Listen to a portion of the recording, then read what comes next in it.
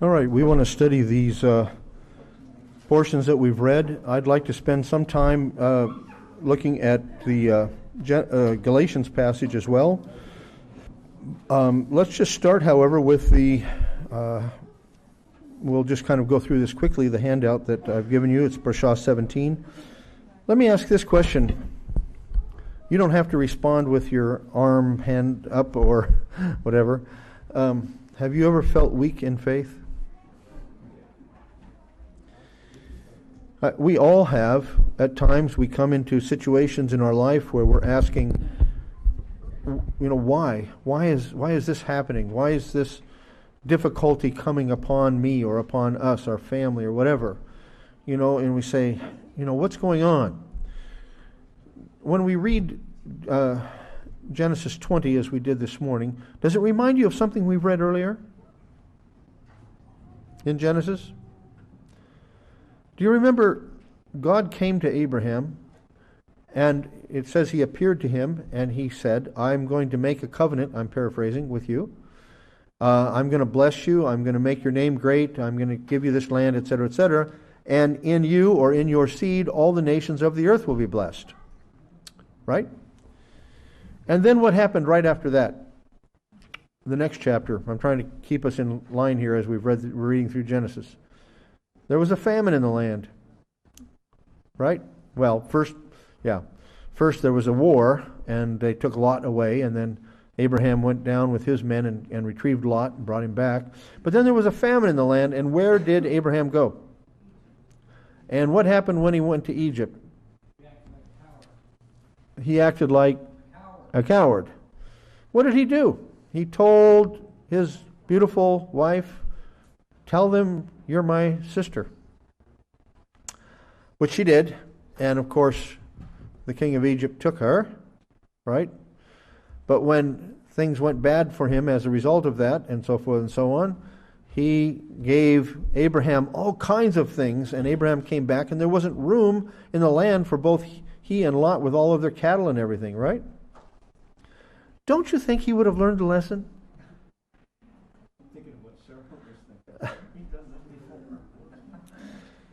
So here we are again. And pardon me? Yeah. Pardon me? You said the War of the Kings happened before. Yeah, the Word of the Kings happened first. Didn't it? I think it happened after. No.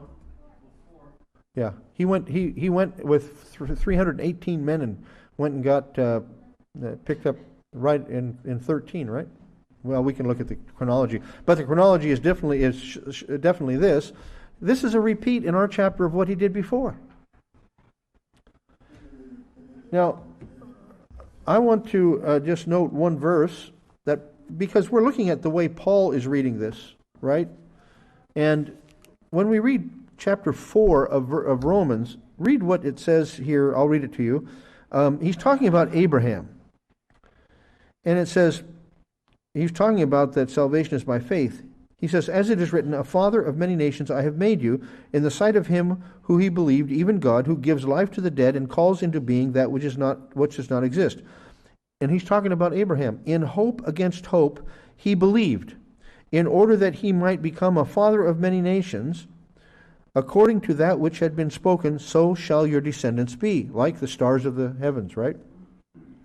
And then verse 19 of chapter 4 of Romans, and without becoming weak in faith, he contemplated his own body, now as good as dead, since he was about 100 years old, and the deadness of Sarah's womb. Yet with respect to the promise of God, he did not waver in unbelief, but grew strong in faith, giving glory to God. Sometime in the past when I read that, I thought, has Paul read Genesis 20? Doesn't it seem that Abraham grew weak in faith? Instead of trusting God, now let's get the sequence together, okay? In 18, he said, and 19, these two chapters, but he says to Abraham, he says, this time next year, or at an appointed time next year, a year from now, your wife will give birth to a child, right? We don't know how much time has elapsed here between that promise in chapter 18 and what we have in chapter 20, what we read now. But I think it's most possible that Sarah was pregnant with Isaac as they went down. At least it's possible. Let's put it that way. Come on, Abraham. What are you doing? Telling her, say you're my sister. Didn't he learn that from before? Do you think that what Paul is telling us is that he grew strong in faith through the very trials that God allowed him to go through? I think that is a very real possibility, and I saw Buzz had his hand up.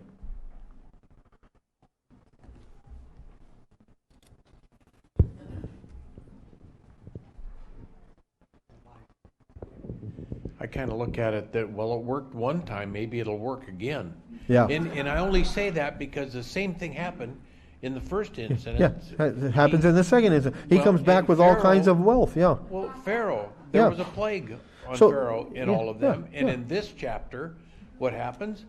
Same thing. The women, they can't have children. Yeah. So. Right, yeah. You would think that. You'd think he'd learn his lesson, right? You would think so.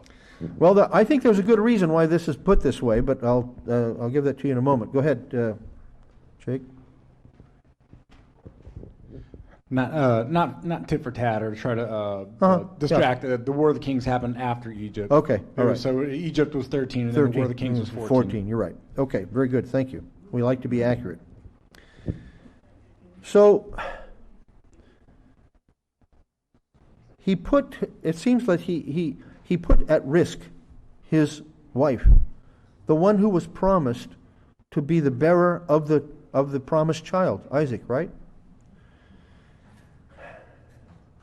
Now, one thing we don't want to get from this text, that what Abraham does is okay for others to do.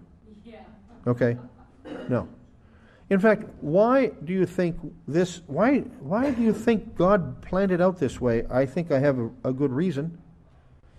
And it ties in with our other portions. And let me just give you that seed thought. It is because of this. The covenant that God made with Abraham did not depend upon Abraham. He never said to Abraham, if you will do everything I say, if you will be obedient, if you will do this and this and this, then I will bless you. But if you don't, it's over. He never said that. Does that remind you of something? What part did we have to play or to put into our justification? What is justification? Justification is God's declaration that a sinner is no longer guilty. He's declared to be righteous. What part did we play in that? You say, well, if I hadn't believed, okay, I agree with you. But Paul says even faith is a gift. We've memorized that verse, right? For by grace you have been saved through faith, and it is not of yourself. What is the it? Well, some people say it's the grace. Well, if you look at the Greek very carefully, the word it or that, however you want to translate it, is neuter. Well, grace is feminine. I'm talking about the word itself in the Greek. Every noun has a gender, right? So when you have something that refers back to a word, it has to be the same gender. So if it was say, and it was not of yourself, meaning grace, it should be feminine, but it's not. The word it or that, it's neuter. What about faith? Is faith feminine, masculine, or neuter in the Greek? You're all scholars, come on. It's feminine. Say, well then what does the that? In Greek, when you have a neuter, demonstrative, like it or that or one of those, it can refer to the collective of what has come before. So what Paul is saying, for by grace you have been saved through faith, and all of that is not of yourself, it's the gift of God. You say, well then, do I really believe? Or yes, you really do believe. But if it weren't for God giving us the ability to believe, we wouldn't believe. And I think, again, the best illustration is Lazarus. Yeshua gives a command to a dead man. Right? And the text is very clear. In fact, it tells us this is why Yeshua tarried, right? Waited. They kept saying, if you'd have come at time, he wouldn't be dead. And what did Yeshua say? I came in order to show you the power of God. Was he dead? Yes. He was already decomposing. The text tells us that. And then he says to a dead man, Lazarus, come forth. It is the power of his word, by his Spirit. I'm not talking about the written word as I'm including that, but it's the word of God saying, may it be so, let there be light, and there was light, right? He creates with his word. And in ways that are different for each one of us, probably in terms of specifics, but the same in some ways, he came to us each separately in a different way, at a different time in our life, with different circumstances, and made it a reality that we would say, yes, I want to believe in you. And we exercise that faith.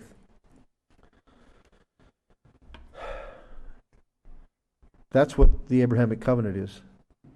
How do we know that? Because Galatians, Paul tells us, the gospel was preached to Abraham when it was said, in your seed all the nations of the earth shall be blessed. We'll look a little bit more about that when we get into Galatians for a few minutes. But here we see the frailty of the human soul. We are weak, but he is strong. We can become strong through his strength. There is no doubt at this point in the narrative that God intends to bless Abraham and Sarah, and that his covenant is secure to them, nor could anyone question the obedience of Abraham as he walked in covenant relationship with God. Doesn't the text explicitly tell us that Abraham trusted in God and that his faith was reckoned to him as righteousness? Chapter 15? Yes. Yet here there seems to be a lapse in Abram's faith and faithfulness. How could he revert to she's my sister kind of a faith? Didn't he realize and accept the tremendous promise of God to him that he would be blessed and divinely protected? Yes, he did accept and believe, and his faith was real, but he was also human, and he shows his weakness in this pericope, in this text. It is not our faithlessness that garners God's grace. It is God's grace that maintains our faithfulness. That is the real message of this Parashah. As the Reformers said, or taught, persevere we must. Persevere we will. Sometimes you think, I don't know, where's my help? I'm stumbling, I'm ready to fall. How many times do we hear the psalmist say this? Oh Lord, where are you? I've called out and you hadn't answered. I prayed and you've not heard. And where does the psalmist always end at those kinds of psalms? He always ends by saying, forgive me of my weakness. Thank you for being my strength. Thank you for being my stronghold. God will never allow anyone that he has given to his Son to be lost eternally. That gives us great hope in the times of struggle, doesn't it? It should. It should give us great courage. Say, Lord, I know that you will bring me through, and you will not allow me to be estranged from you. Now, he disciplines us. Whom the Father loves, he disciplines, right? There's a sense in which, and I remember my father telling me this, maybe all of you heard it from your fathers or mothers. You know that I'm doing this because I love you, just before you're getting a spanking, And yeah, hurts me more than it hurts you. And yeah, no, most of us didn't, right? But I remember my father saying to me, not in these exact words, but similarly, Tim, how come I love you? You know why you can tell I love you? Because I discipline you. I don't want you growing up to be somebody that nobody cares about. Whom the Father loves, he disciplines. Right. So the Lord will discipline us too when we walk away or when we turn our back. It is his love that brings us into those difficult times. And what happens when we come into difficult times? We pursue him more than we ever did before. Now, it doesn't mean that if we're pursuing him fully that we won't still have difficulties. In this world, Yeshua said, You will have what? Many tribulations. But don't let it get you down. I have overcome the world. Well, Avimelech takes Sara. Don't you love the little humor in this text? Avimelech says to God, in the integrity of my heart I did this thing. Are you kidding me? Here's this pagan king, has all kinds of idols, is himself obviously immoral, and he says, in the integrity of my heart. And what do you think the answer was? I put it this way. God said to him, yes, in the integrity of your heart you did this. That is, in line with your culture and in line with what you think is right.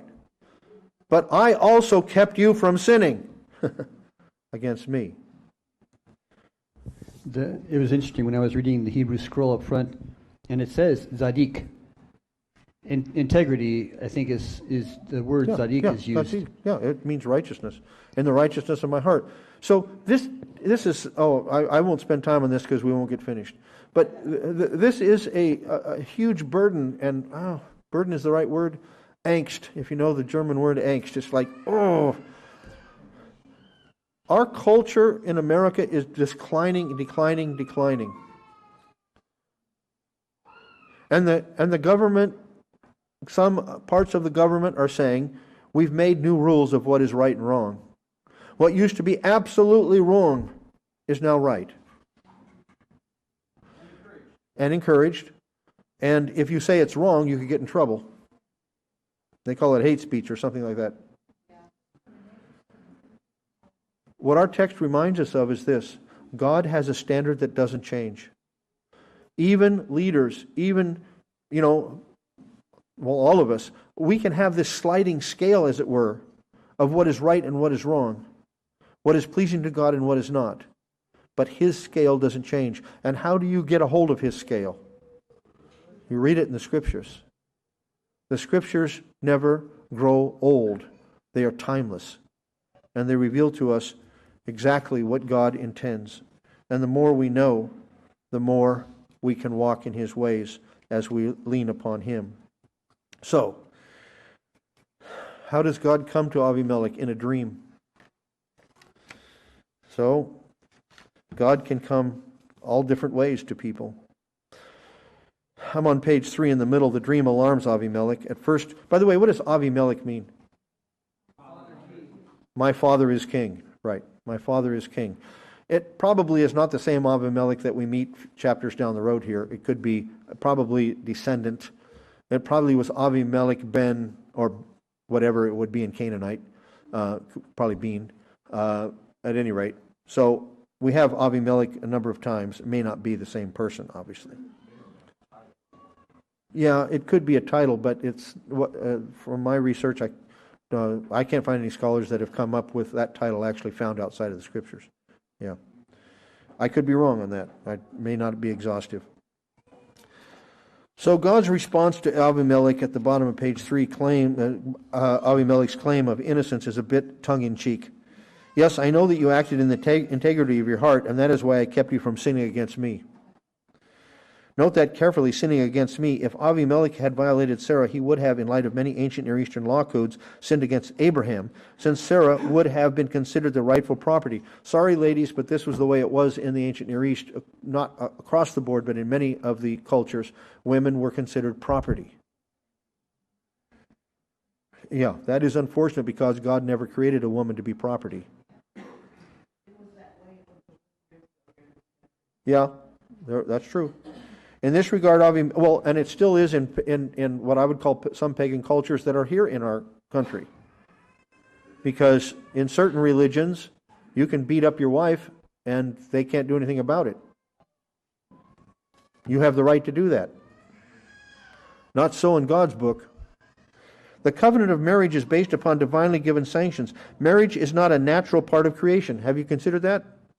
Like the Sabbath, which does not occur naturally in the universe as a matter of cycle of time ordered by the sun or the moon, right? You're abandoned on an island. You don't know what day it is. Could you find the Sabbath? No. You can't find it in the stars, you can't find it in the sun, you can't find it in the moon. You can find a month, you can find a year, you can find seasons, but you can't find the week. Why? Because the Sabbath is a gift that God gave, and it has to be maintained as a gift. Marriage is a divinely sanctioned gift to mankind. You can't find it in nature. You go to other cultures, I know you've been to Africa and so have I and others. I mean, when I was in Liberia, we had a good meeting with a group of Christian men who were all struggling with the fact that they had many, many wives. What do I do in this situation? They said. That's a tough one. If just left to ourselves, we would not say that monogamy is something that we absolutely have intrinsically. No, marriage is a gift of God. This is why in all valid marriages God is evoked as a witness to the marriage vows. But there may be something more we are supposed to understand in this pointed indictment of Avimelech. In chapter 18 we learn of the divine promise that Sarah would give birth, as I said. We should most likely understand then that in our present Parashah, Sarah may have been pregnant. The child forming in her womb was the promised seed, the son of promise, the heir of the covenant. Sarah's ability to conceive had been especially the miraculous act of God on her behalf. Had Avimelech continued to act according to the intentions of his heart, he would have been sinning against God as the Lord, the Baal of Sarah, in this unique pregnancy. What does it say in Genesis? When I thought I had this in. Yeah, it is. Go over to page 6. And the first full paragraph. Abraham admits from the time he left his home in Ur, when God made me wander, when God commanded me to leave. As a Bedouin, he was vulnerable to the power of more established cities and kingdoms. His early patterns of self-preservation were difficult to overcome. Part of this scheme was a pact he had made with Sarah, and it does say chesed, it's like a form of a covenant, that she would go along with his lie to hide her relationship as his wife. The low estate of women in the ancient Near East is made apparent by such a practice.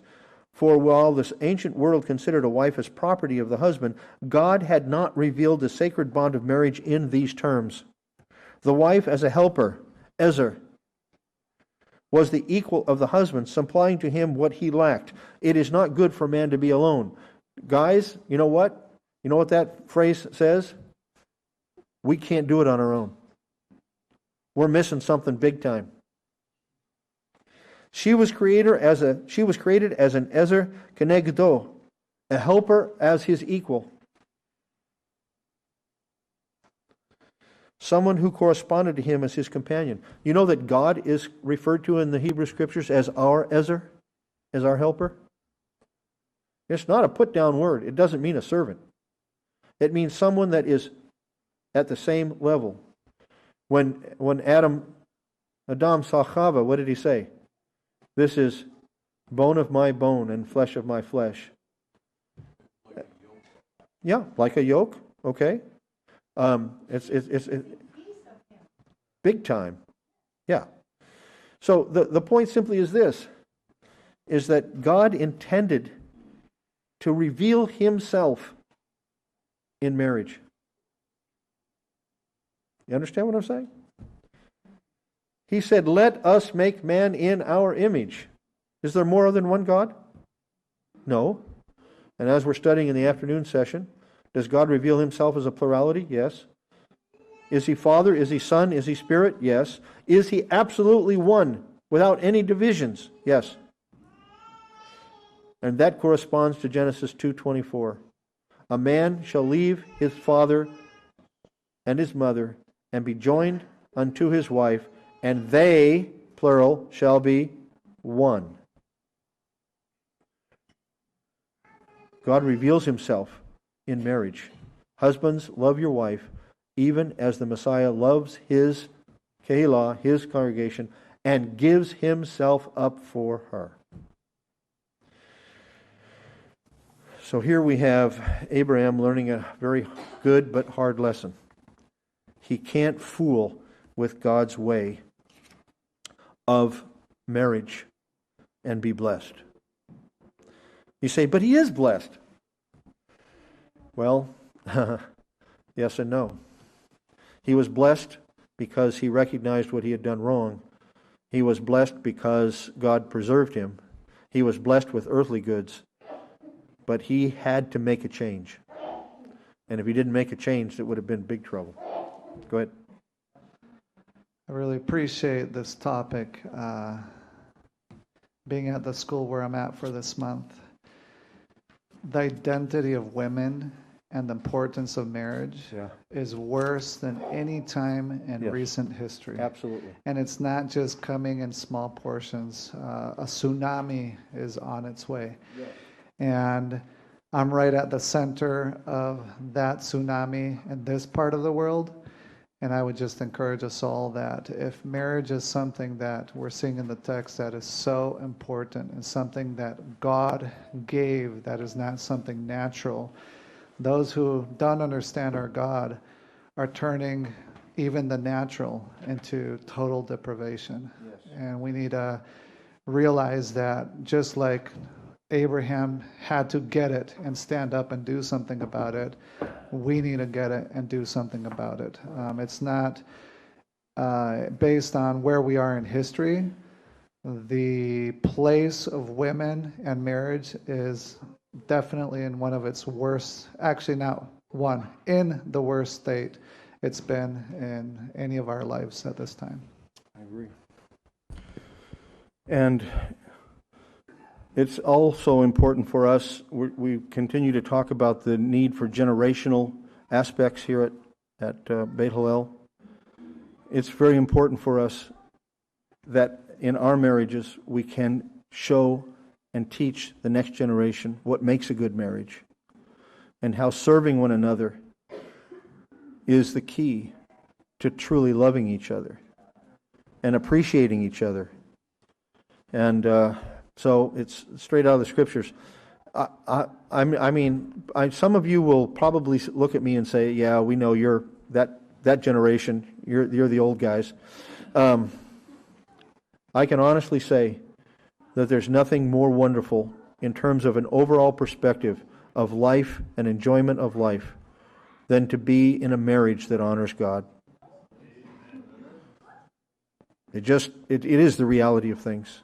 And none of us do it perfectly. There's always, issues that we have to deal with. That's because we're failed, we're flawed as well. But as we grow together to commit ourselves to each other as a husband and a wife, and we put ourselves in the place of servant to each other, I'll just tell you, life is wonderful, even when there's troubles. You have each other to depend upon and to help and to find joy with. Now, I know that there are those of you here who are single, and maybe you've gone through, divorce and so forth and whatever. I'm not in any way saying you can't have a life of faith and a life of joy in the Lord. I'm not saying that. What I'm saying is, let us remember that God's plan in marriage is that it should honor Him. And when we honor Him in our marriage, we have great joy at the same time. I saw someone with oh, yeah, okay. One of the things that we need to be cognizant of too, as we set an example for our children, the Scriptures are pretty specific about roles of men and women. Yes. And I think that we need to really set that role model within the family, because the woman has a huge responsibility. The man is in the home because he generally is the breadwinner. He's in the home way less than the mother is, right. And she has a great responsibility, and we have to, as husbands, support her in that raising and teaching the children. So I think it's really critical for us to understand what God's role for our family is. It's very contrary to what the world sets today. It's the push is to have women have careers, and to that God gave the institution of marriage for the rearing of children, to have the children to be raised in a way that will spur on the next generation to faithfulness. And if we don't have that in mind, and we don't have the importance of the raising of the children as a central part of that relationship and nurture them, we lose the vision that God gave us in the scriptures about what the purpose of marriage is. Yeah. Excellent. Well, how did we choose Isaiah 61 for this? Just so you all know, when we put this list together years and years ago, there were 3 historical lists of Haftarah. That means the prophetic reading that goes along with something read out of the Torah, out of the first 5 books of the Bible. And wherever 2 of those lists matched, we used that one. If all 3 of them were different, then we tried to choose, okay? In this case, I think all 3 of them matched. And it's interesting because Isaiah 61 was the very text that Yeshua read in Luke chapter, where is it, chapter 4? Yeah. I believe chapter 4, or was it 3? Oh, now I lost it. It's 4, isn't it? Yeah, 4:16. Yeah. And he came to Nazareth where he had been brought up, and as was his custom, he entered the synagogue on the Sabbath and stood up to read, and the book of the prophet Isaiah was handed to him. Have you ever thought about that? If you look to see how long the scroll is of the Isaiah in Qumran, it's pretty long. If any of you have been to Israel and seen the dome of the book, or the is that what they call it? Shrine of the book, shrine of the scroll. If it was at the very beginning, how long would it have taken him to scroll to chapter 61? Maybe it was at the very end. Maybe it was towards the end, or maybe they were, whatever. He reads it, and then he says, "The Spirit of the Lord is upon me because he anointed me," and so forth and so on. And he reads those verses, and he closed the book of the scroll and gave it back to the attendant and sat down, and the eyes of all the synagogue were fixed upon him. It must have been, as far as we can tell, the tradition that the person that read would also give some kind of a lesson from what he had read. He closed the book, and all the eyes were fixed upon him, and he began to say to them, "Today this scripture has been fulfilled in your hearing." So, right there, Yeshua, according to the scriptures that we have, claimed that Isaiah 61 was talking about him. Now, how does that tie into Genesis? What is at risk, or it appears at risk, is the seed of Abraham that God promised, right? God maintains and carefully guards Sara because she will give birth to that promised son. And that promised son is a foreshadow of the ultimate son, right? Who is Yeshua. It's interesting, I think I mentioned this before. Obviously, Sara became pregnant by a special miracle. She could not have become pregnant by normal means, right? By human means, because she was no longer ovulating. Okay? So, how did she become pregnant? God did a miracle. Was there another miracle birth that stands out in your mind?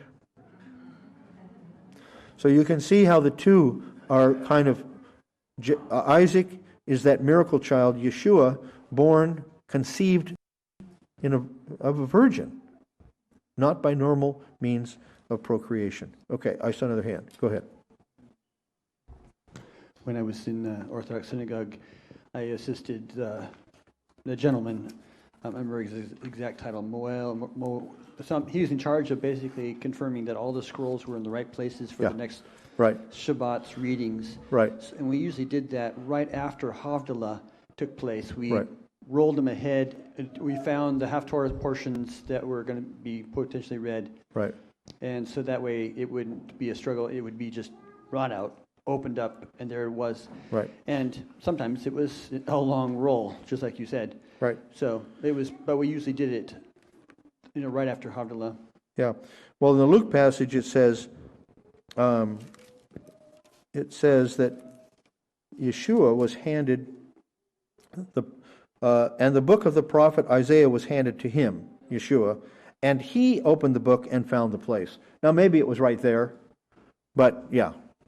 But isn't it interesting that if the portions that were chosen are that old, that they would have read Genesis 20 more than likely, and then read Isaiah 61.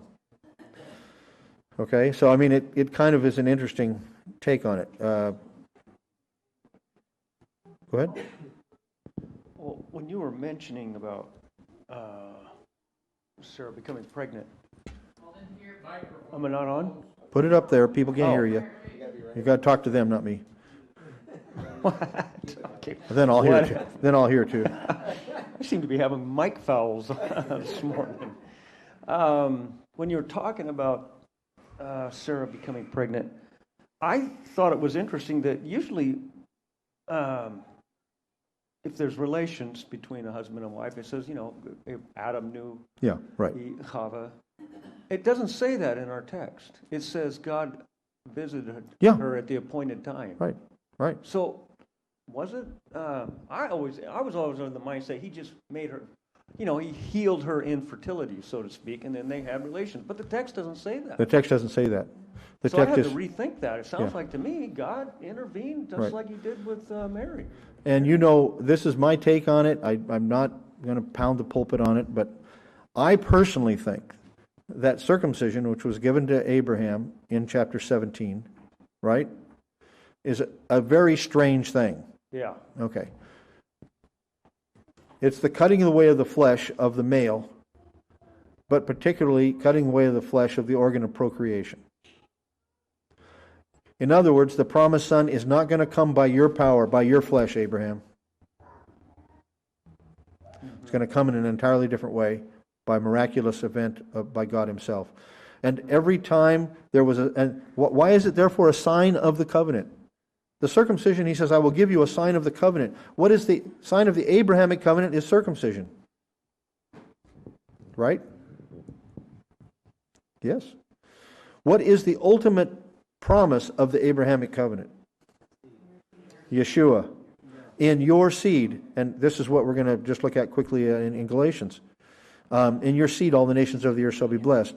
So every time in modern rabbinic Judaism, what I say by modern, medieval and later, they always have the chair of Elijah there. Why? Because the tradition is that when a baby boy on the 8th day is circumcised, they're saying maybe this is the Messiah. They keep circumcision and the coming of Messiah linked together in rabbinic tradition. Now, how far back that goes, I can't say, but I think it's at least warranted to consider the possibility that God gave this very strange sign as a sign of the virgin birth. The seed is going to come by miraculous means. Do I understand you to say then that God miraculously put Abraham's seed in Sarah?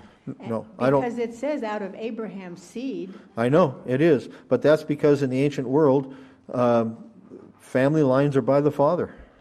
Then we have two miraculous births. One is Jesus and one is Isaac. Isaac, yeah. That's what the text reads. I'm just saying that the miraculous birth of Isaac doesn't make him equal with Yeshua, but it's still a miraculous birth. Yeah. And in this case, it wasn't the problem. Mary didn't have a problem, Miriam, right?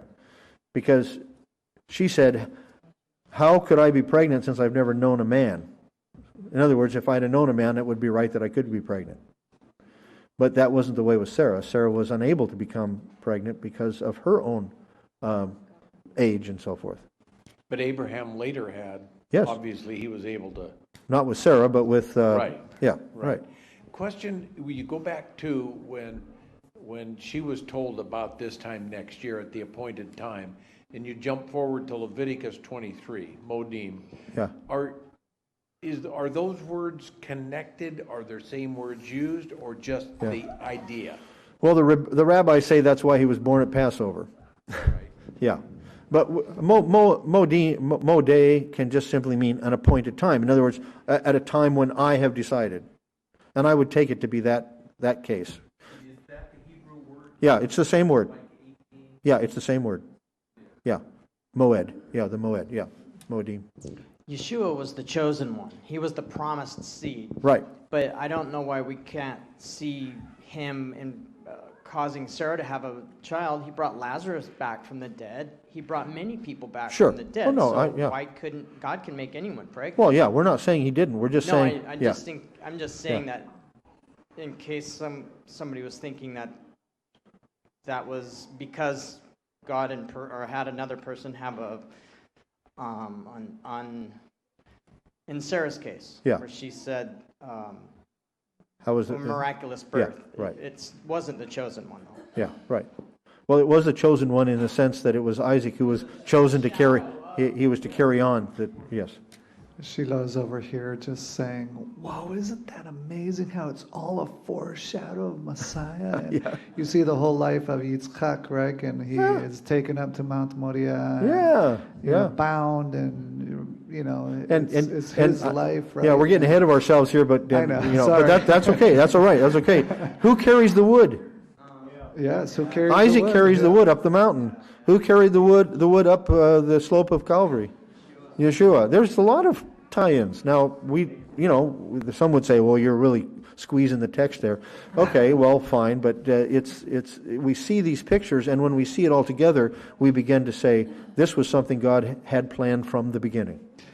Tying in just importance of understanding that weird thing, circumcision, which obviously because we can learn from everything coming this way, we don't look at it as being so weird anymore. But it's such an important part, what you were just sharing, in God's intervention to what seems, is impossible in both the birth of Isaac and the birth of Yeshua. But I love that the text makes it very clear after Yeshua's born that it clearly states, and on the 8th day he was circumcised. Yep, absolutely. Which reminds me, I cannot give you, I'm glad you brought that up because it just brought it to my mind. I can't give you specifics. It wouldn't be proper. It wouldn't be safe maybe. There is a family who does join us sometimes online, and their son, Isaac Ben Levy, he's been a student with TorahResource in the past, TorahResource Institute. Long story short, he's very gifted in terms of writing and so forth and so on, and he's from the time he was even younger, he's written books on railroad trains and locomotives. He's done history of various locomotives in their area. So much so that he's become well known in their area, and a local museum that has trains and different history of trains and so forth have asked him to come and give a lecture. Here's the issue. That lecture is being given in Harrison, Arkansas, which is the headquarters for, how do I say this? Which is the headquarters for a group that has been notoriously anti-Semitic. That's a play way to say it. And they called this week and said, would we be in prayer for them on this coming Sunday? I believe it's this coming Sunday when he goes to give his lecture, that there not be riots or a staging of protests and so forth and so on, and that they would be safe. So just remember his name is Isaac. It's not his given name, I don't believe, but it's his taken name, Isaac Ben Levy. Pray for him on tomorrow, if you remember, and ask God to give safety to them as they do this. He will be wearing his tzitzit, and so he will be marked, which is okay. God can certainly keep him safe. Okay, go ahead. I was going to give a couple of examples. Is that there's a lot of miraculous births. Adam had his first son. That was considered, she was overwhelmed, like, wow, this is maybe the one. Yeah. Eventually Seth was born. Right. And she said, maybe this is the one. And then much later in the line, we have the parents of Samson. She's visited by an angel and said, you're going to have a son. Yeah, right.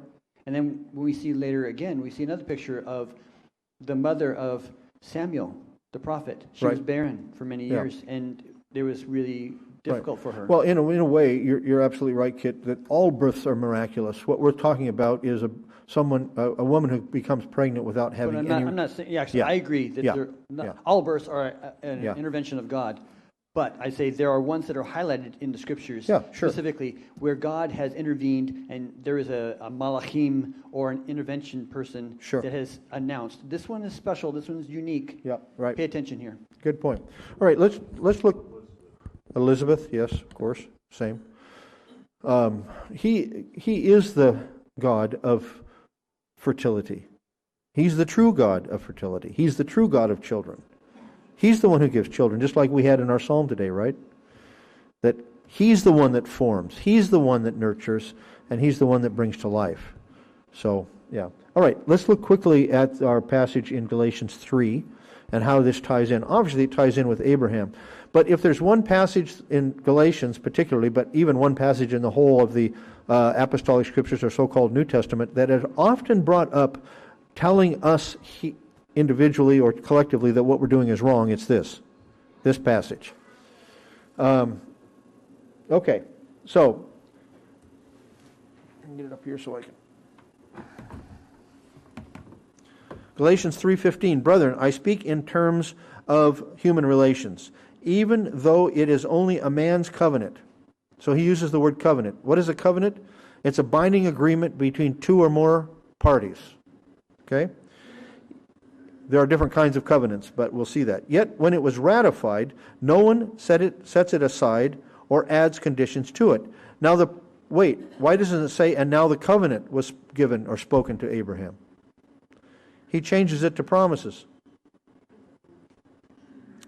Now the promises were spoken to Abraham and to his seed.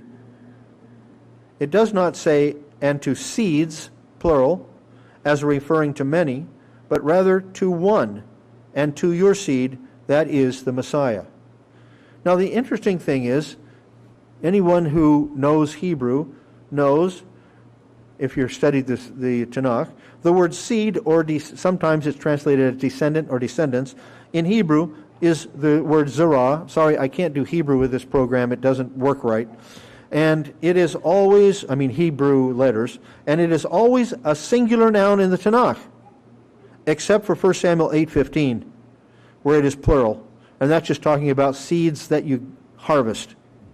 It's not talking about descendants. So somebody could say, wait a minute, Paul, why are you making a big point of it that it's singular here? It's always singular. Even when it's what we call a collective singular, right? We have collective singulars in English too, where you have a single word, but it means a whole bunch of something. Huh? Deer. Men. Right. People. There you go. It's a singular noun. We don't say peoples. If we say peoples, it means different ethnicities, right? Different groups of people. No, it's just like every other language. Here's my point, I think, that Paul is using this illustration that seed promised to Abraham is the Messiah. He's saying, why would it be always a collective singular? Why is it always singular? Because it's talking about one seed that is ultimately the seed of Abraham, who is the Messiah, Yeshua. Paul's point is that the covenant made with Abraham is not a two-sided covenant. That's why we have covenant, and then he says it's a promise. It's a promissory covenant. Where the covenant, it's not a two-sided covenant where the covenant depends upon both parties, but rather it is a one-sided covenant, a promise-type covenant, fully depending upon God's faithfulness. And I think we see this now in the context of from 12 all the way through the end of, until we get to Joseph narrative, okay, in Genesis. Even though Abraham is weak in faith, he does grow strong in faith, as Paul tells us. But along the way, he's weak in faith. It seems like he could have spoiled the whole covenant. But no, the covenant is in God's hands, right? He will bless the seed of Abraham, and that's an absolute promise. And has he done that? Yes. Why? Because he has brought his son Yeshua, who is the blessing of all who believe in him, Jew and Gentile alike. Okay, let's go on to the next verses, and I have to hurry here. What I'm saying is this: the Torah, which came 430 years later, does not invalidate a covenant promise previously ratified by God so as to nullify the promise. There it is again. What's the covenant that comes 430 years later? Yeah, the Torah, the Sinai covenant, the covenant at Sinai. So what he's teaching is, if God said the only way you can have relationship with me is by doing good works, by keeping the Torah, then he would have annulled the gospel of the covenant of Abraham, right? But what does I'll use this illustration. Let's say you and your neighbor have a bit of a dispute over exactly where the property line is. And you discover that the property line is in such a way that it takes up half of your driveway. So you go to your neighbor and say, listen, we're good neighbors. Could we write up a covenant that says, in perpetuity, I can always have this part as place where I can park my car? And the neighbor said, yeah, no problem. I wasn't using it. So you go down to the courthouse, you write it up, you make a covenant. And it says from this property line to this property line, you put it all out. You probably have to pay a lawyer to do it. And you go and you get it, certified and everything, and you go to court, and boom, it's done. Now, can your neighbor, after he does that, can he go back a year later and say, I want to annul that?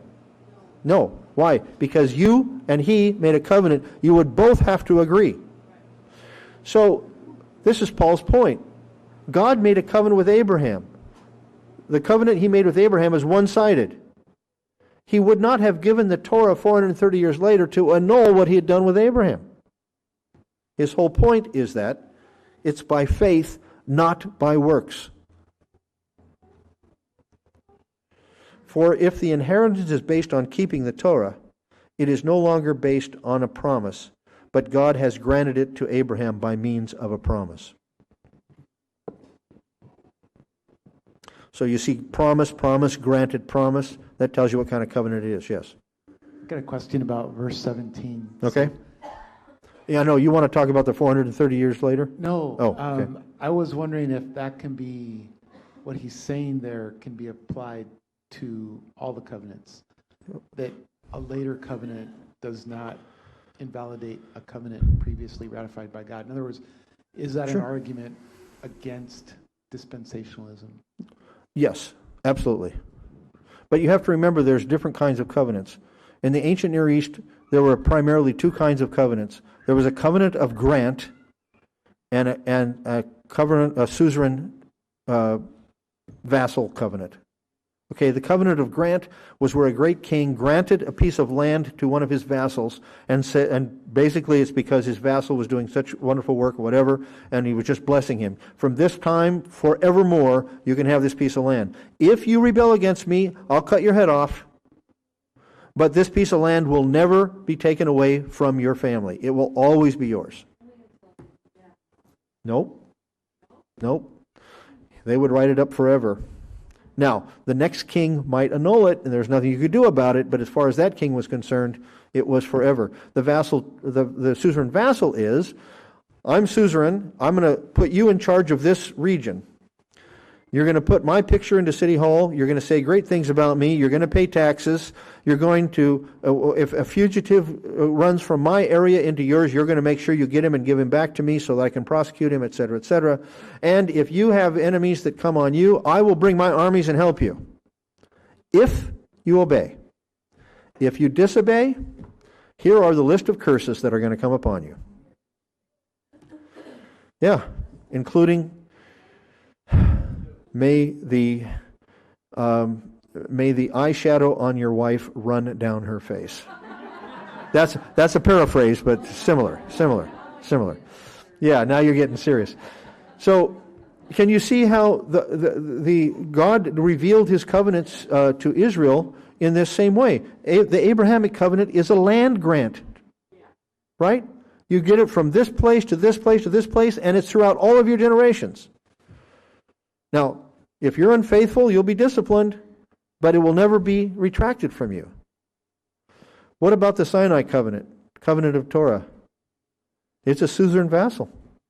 If you disobey, I will punish you, I will cut you off. You can get cut off from this covenant, right? If you return to me in faithfulness, I will always be ready. Every generation it will be renewed to you. Very quickly, and I'm taking too much time here, but very quickly, The Abrahamic covenant fits perfectly with justification. Justification is God's work, doing it without anything we can add to it. He declares us righteous on the basis of what His Son Yeshua has done, as that's applied to us by faith. Sanctification is two of us working together, right? Now,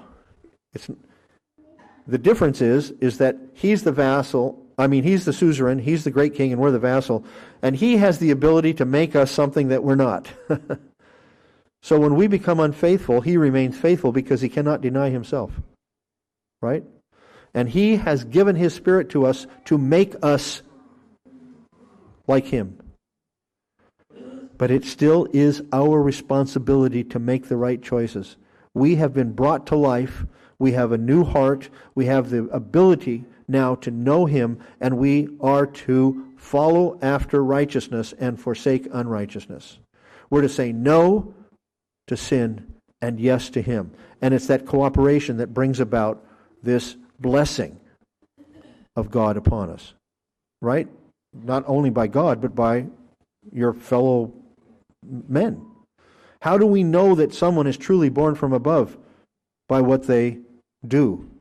So it says, if you see someone who says he is a believer, but living the life of an unbeliever, then there's this big question mark whether he is a believer or not. Okay? So our lives prove what is inside. What we do, what we see, what you see is proof of what is coming from our heart as changed by God. Okay, well, let's just finish up here with Galatians 3 here. Why then the Torah? It was added because of transgressions. Now, if I've read study Bibles, and the footnote says it was given to. They take this verse and they say, and it says, and they say it means Israel had sinned at the golden calf, and God punished them by giving them the Torah, by giving them the law. You're going to have to do all these hard things. You're going to, the ham sandwich you really want to eat, you're not going to be able to eat. We're taking all this good stuff away from you as punishment. That's not what this verse means. Having been ordained through angels by the agency of a mediator, Moses, until the seed would come to whom the promise had been made. That's important. Now, the word translated because up here is the Greek word charon, which indicates, and if you look this up in the Greek lexicons, it says, it indicates the goal to which something points or proceeds.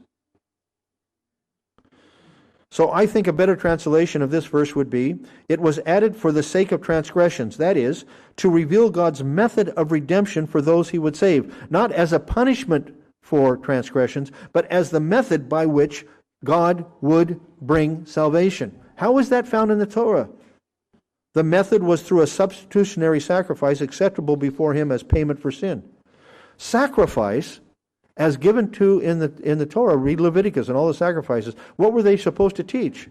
When you sin, an innocent animal, an innocent life has to be taken for you to come back into the community. Substitutionary atonement or sacrifice was portrayed in the Torah, and that's, I believe, what Paul is teaching us here. Verse 19 has until. No, you anticipated what I was going to have in the next slide. Hey, Tim? Having been ordained through angels by the agency of a mediator until the seed would come to whom the promise has been made. The NASB morphs the actual flow of the Greek. The ESV has it right. I didn't put that up here, but if you're reading ESV, it should say, why the Torah then? It was added for the sake of transgressions until the seed would come to whom the promise had been made, having been ordained through angels by the agency of a mediator. Now, the word translated until, archi, can be understood as marking the goal to which something or someone is proceeding. So, I know this gets a little complicated. Okay, it was added in order to show the goal with regard to how God would handle transgressions or take away transgressions, and it did it with the view of the seed who would come. Why the Torah then? It was added for the sake of transgressions, pointing to the seed who would come to whom the promise had been made. We think of until as meaning the end of something, right? I heard this numbers of times. Timothy, You're going to sit at this table until you finish your beans. That meant when I finished the beans, I could get up, right? Think about it. What in Psalm 110, it says, the Lord said to my Lord, sit at my right hand until I make your enemies a footstool for your feet. Does that mean when the enemies are a footstool for his feet, he's no longer going to sit at the right hand? No. It means with a view to, with a goal to making your enemies a footstool for your feet. So, this fits perfectly with Romans 10:4. For Messiah is the goal. It's the Greek word telos. We get our word telescope, right? Or telephone, right?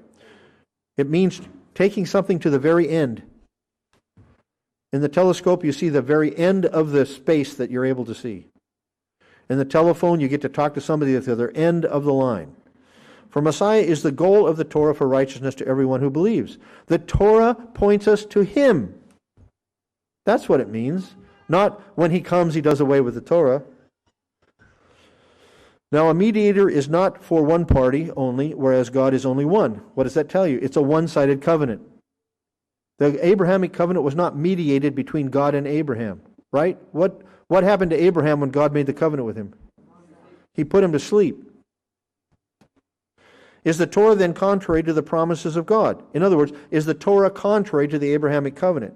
May it never be. For if a Torah had been given which was able to impart life, then righteousness would indeed have been based on Torah. But the Scripture says, shut up everyone under sin, so that the promise by faith in Yeshua Messiah might be given to those who believe.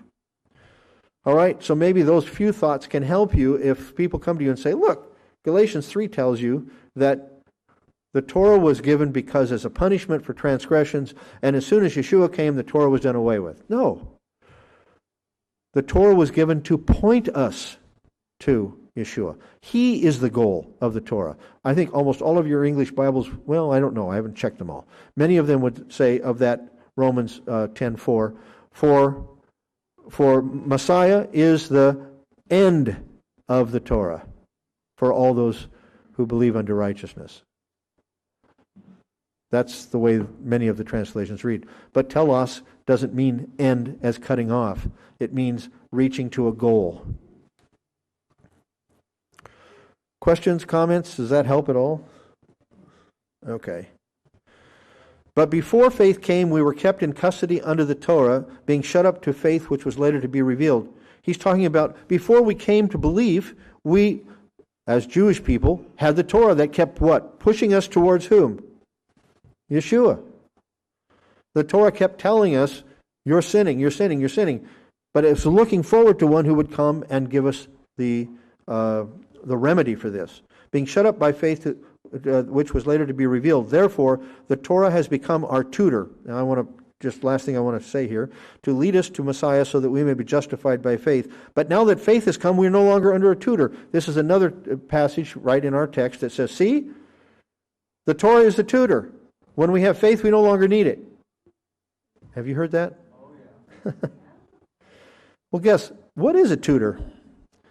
Have you ever heard of the English word pedagogy? You know where that came from? Right from this Greek word.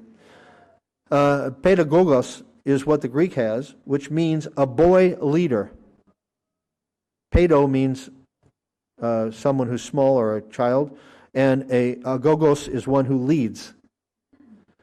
It was a designated servant of the house who would see to it that the young boy was taken to the teacher and was returned home after the lessons for the day were completed. It's not a tutor. It's somebody who takes you to the tutor. It's to make sure that you didn't leave the tutor and go and play around and do bad things. Or when you were supposed to get there, that you played around and didn't go. The Torah is a pedagogue whose purpose is to lead people to the true teacher, Yeshua. Once the Torah has completed its duty of leading to Yeshua, and the lesson of faith in Him is received and put into practice, the Torah no longer has to lead us to faith in the Messiah. It's like we never leave this school. The Torah was a pedagogue to lead us to school, and now that we have received Yeshua, we're not ever leaving that school. We're not going back. That is home. It continues to point us to him as the model for how we are to be obedient to God's teachings. In other words, once you come to faith in the Messiah, nobody has to teach you how to come to faith in the Messiah. Does that make sense? You don't need this tutor anymore to tell you you're a sinner and you need Messiah. You say, okay, I've learned that lesson. But it doesn't mean, and let me use this illustration. If you have a teacher in the 3rd grade that teaches you multiplication tables, and you get it all down and everything's good, do you throw away the multiplication tables? You use them the rest of your life. So the point is, once the Torah has brought us to the Messiah and we have had faith in him, then he is our teacher. We no longer need the Torah to bring us to Messiah. The Messiah teaches us the reality of Torah. That's what Paul's saying there. Remember, he's talking to a bunch of Galatians who were saying, if you don't keep Torah, you're not part of the covenant, and you have to keep it the way we say, right? You can only walk so far on Sabbath, etc., etc.